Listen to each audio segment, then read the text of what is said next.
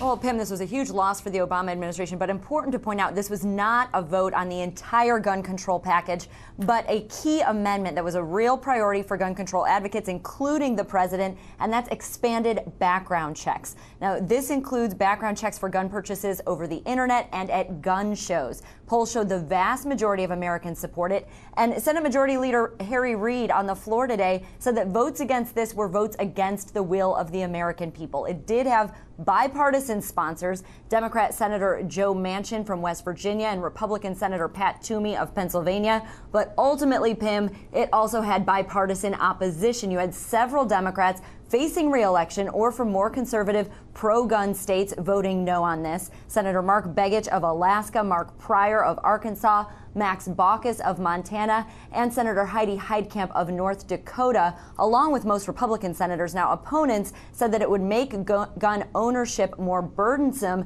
that current laws aren't being enforced, that we need to be focused on things like mental health. Senator John McCain did back the measure. He said there was misinformation out there about it creating a national gun registry, and he applauded the sponsors. Take a listen.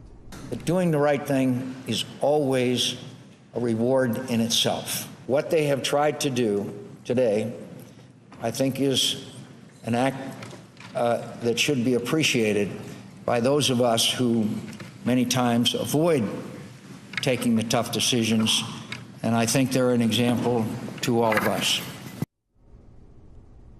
Now, we're still waiting on several other votes tonight. This is part of a series of votes, Pim. So the ban on assault weapons, large capacity magazines, but background checks, Pim, that was the one issue that gun control supporters, including the Obama administration, were really pushing for. So a huge loss tonight.